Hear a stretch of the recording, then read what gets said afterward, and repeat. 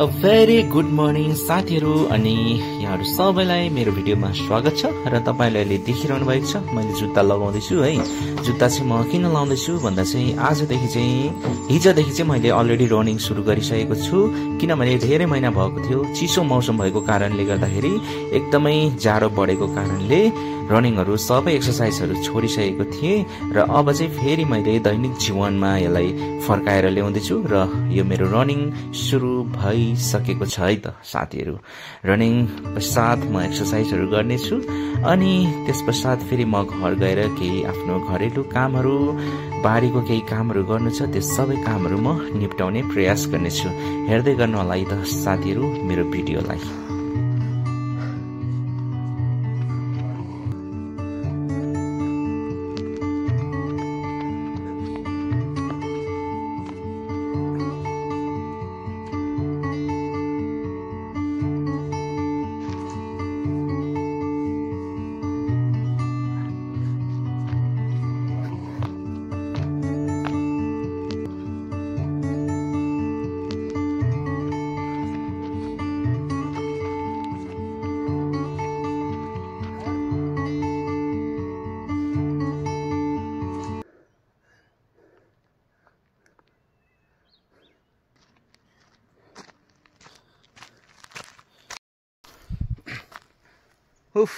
यसरी पसिना आउँछ है साथीहरु।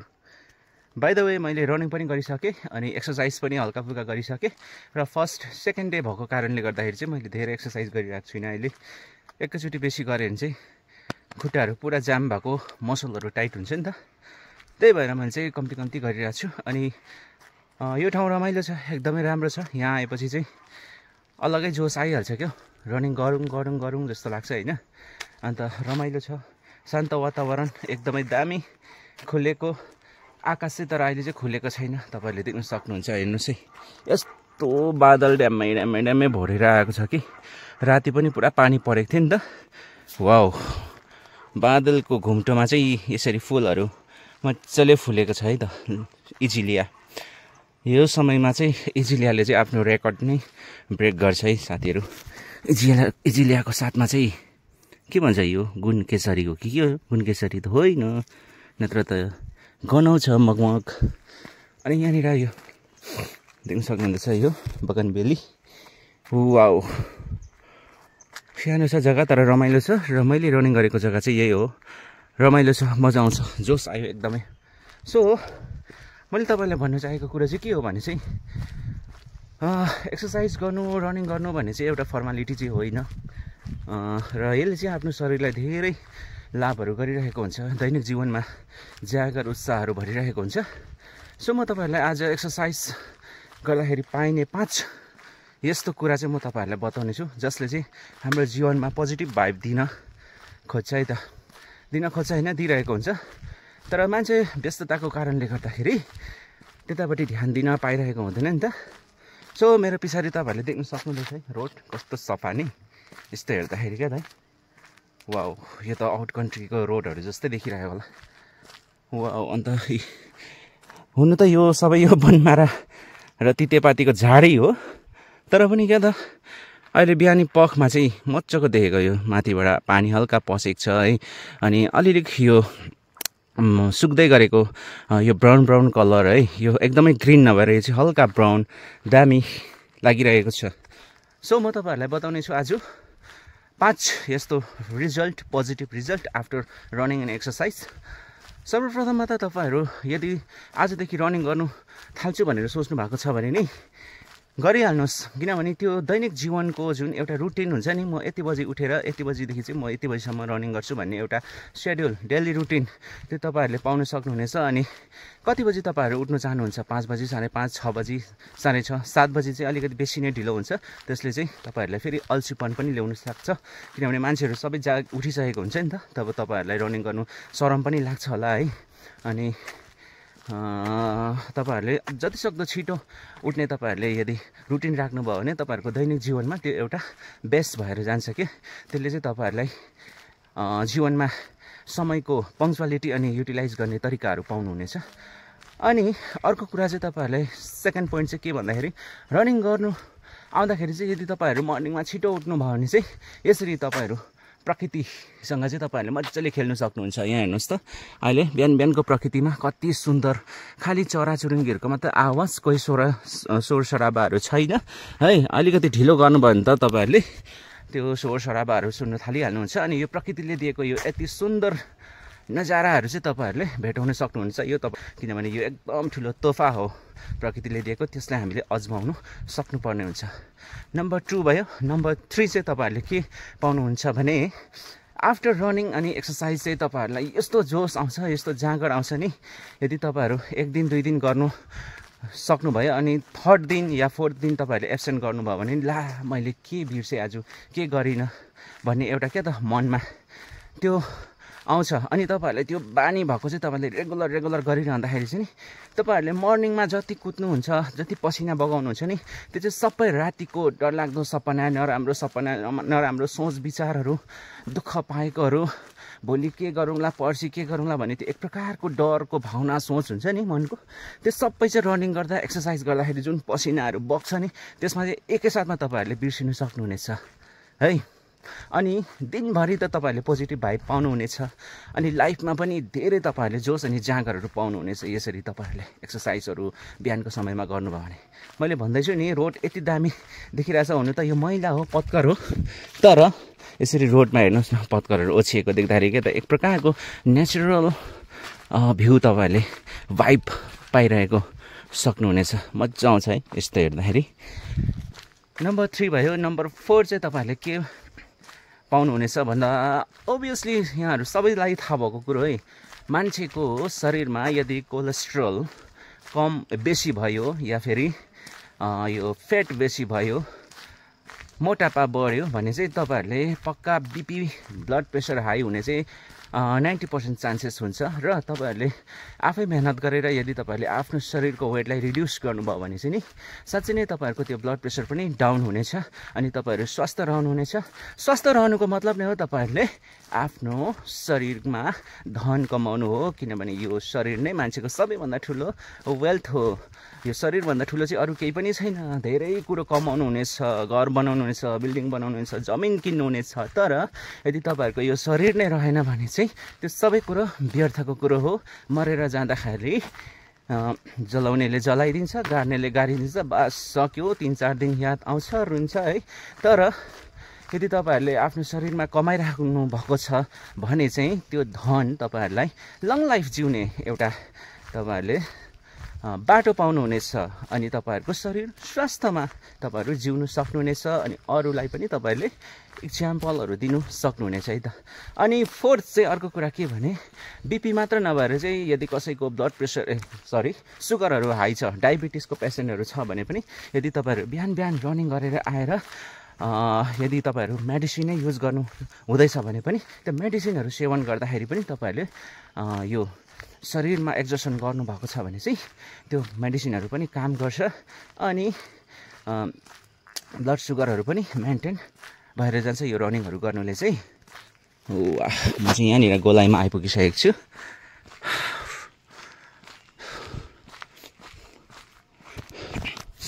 र अर्को कुरा चाहिँ म 5 पोइन्ट त मैले तपाईँहरूलाई बताइदिइहालेँ। अनि अर्को कुरा चाहिँ मान्छेहरूको मनमा चाहिँ के सधैँ खेलिरहेको हुन्छ भन्दाखेरि चाहिँ हामी त बस्तीको मान्छे हो, कामहरू गरिहाल्छौँ, हार्ड कामहरू गरिहाल्छौँ, अनि हामीलाई त के रनिङ गर्नु, के एक्सर्साइज गर्नु भन्ने एउटा सोच पनि प्रायः सबैकोमै हुन्छ। विशेष गरी उहाँहरूले समय पनि एक त पाइरहेको हुँदैन। तर म उहाँहरूलाई चाहिँ म के सुझाव दिन चाहन्छु भने चाहिँ रनिङ एक्सर्साइज भन्ने कुरो अलगै कुरो हो अनि तपाईँहरूले गर्नुभएको जुन हार्ड वर्क हुन्छ नि, डेली बेसमा वर्क, त्यो अर्कै कुरो हो। हुन त रनिङ गर्दाखेरि, एक्सर्साइज गर्दाखेरि पनि यही शरीर नै हल्लिने हो, वर्क गर्दाखेरि पनि, काम गर्दाखेरि पनि यही शरीर नै हल्लिने हो भनेर एक प्रकारको सोच हुन्छ। तर म भन्छु तपाईँहरूलाई रनिङ, एक्सर्साइज अनि हार्डवर्क चाहिँ सेम थिङ चाहिँ होइन, यो एकदम डिफ्रेन्ट छ। वर्कहरू गर्दाखेरि, कामहरू गर्दाखेरि यदि तपाईँहरूको पार्टिकुलर एउटा दुईवटा शरीरको पार्टहरू मात्रै हल्लिन्छ र त्यसमा मात्र तपाईँहरूको तनाव हुन्छ भने रनिङ गर्दाखेरि अनि एक्सर्साइज गर्दाखेरि चाहिँ शरीरको हरेक अङ्ग प्रत्यङ्गमा नै इफेक्ट हुन्छ अनि यो तनावले चाहिँ पोजिटिभ भाइब दिन्छ। यो तनाव यस्तो होइन कि शरीरलाई बिगार्ने, तर हामीले एक्सर्साइजहरू गरिरहँदाखेरि पनि धेरै कुरो ध्यानमा राख्नुपर्ने हुन्छ। यदि तपाईँहरूको कुनै शरीरमा बिमारी छ, फिजिकल्ली प्रब्लम हुनुहुन्छ भने त्यही हिसाबले एक्सर्साइज गर्नु पऱ्यो नि त।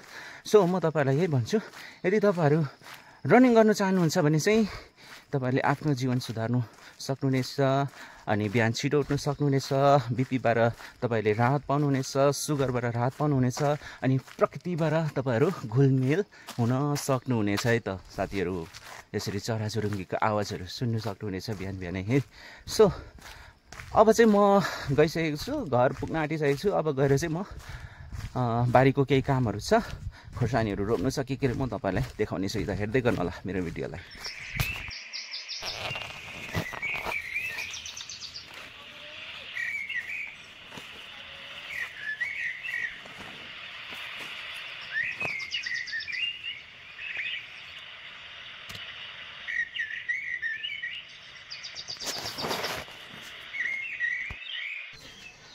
मैले हिँडे बाटोले मलाई सधैँ ख्रिस्तिर लैजाओस्। ढ्याङटराङ गर्दा चाहिँ यो बारी चाहिँ हो मैले खन्नुपर्ने। अनि पोहोर साल चाहिँ यहाँनिर मजाले राई साग, पोहोर साल होइन अस्तिको महिनासम्म हामीले खायो र यसलाई चाहिँ म आज खनजोत गर्नेछु त। हेर्दै गर्नु होला मेरो भिडियोलाई। माटो त कमुलो रहेछ।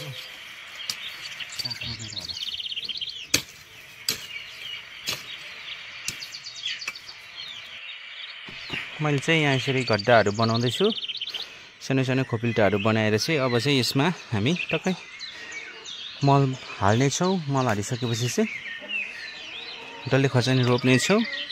यहाँ चाहिँ मेरो मिसेसले दुम्सीको काम गरिरहेको छ। हजुरले के खन्नु भएको हो? खोइ पिँडालु पायो, देखाउ त। मजाले फलेछ। यसलाई चाहिँ हिन्दीमा अरबी भन्छ। लङ्के चाहिँ यो होइन रहेछ, यो चाहिँ के हो अर्कै रहेछ यो। यसको चाहिँ दाल बनाएर खानु मिठो हुन्छ, त्यतिकै उसिनेर पनि खान्छ मान्छेले। एकै झ्याङ थियो यो, एकै झ्याङले मजाले फलेछ। किन हुँदैन? त्यसलाई चाहिँ बिउ सार्दा हुन्छ नि अन्त। त्यो टिप्ने बिउ सार्नु पर्यो उपरतिरको। यही लाइनमा यसरी खन्दा हुन्छ नि, रोप्दा हुन्छ। इस्कुस पनि यहाँ पर अस्ति खनेकोमा त्यो पानीहरू हाल्ने बेला भएको रहेछ पुरा। यहाँ तल एउटा इस्कुसले ठुलो झ्याङ आइरहेको रहेछ, ऊ खेलेर सार्ने बेला भएको रहेछ। मुकु के भयो?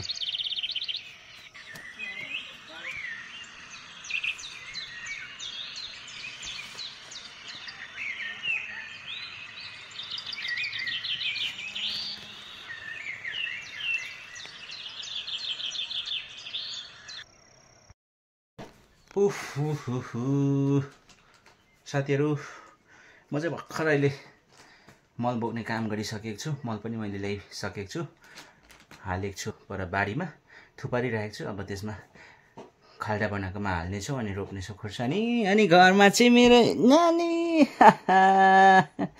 आम्माम खेलेतो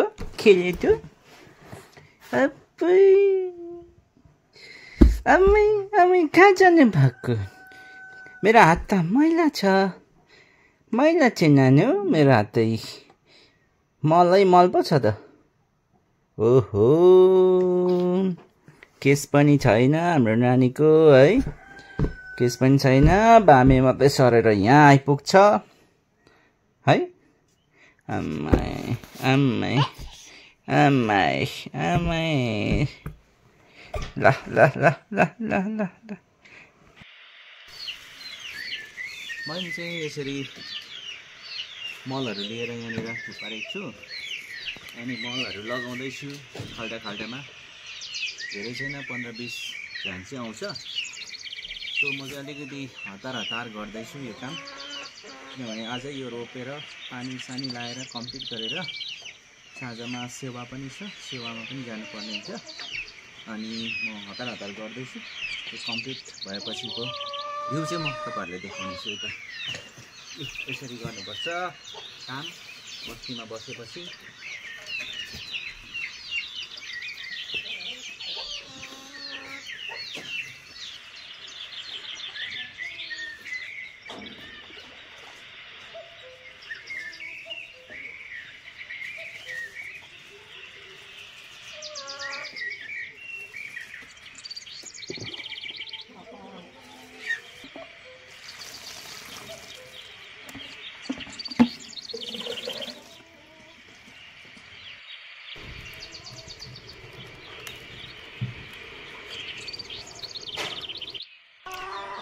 ल साथीहरू, मैले चाहिँ यहाँनिर रोपेर पनि पानीहरू टक्कै हालिसकेको छु।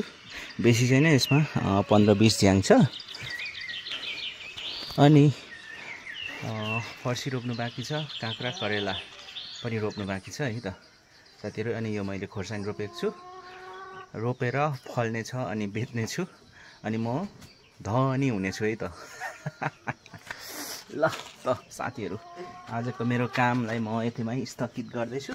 अनि पानी पनि तातिँदैछ, अब नुहाइधुवाइ गरेर सेवामा जानेछु।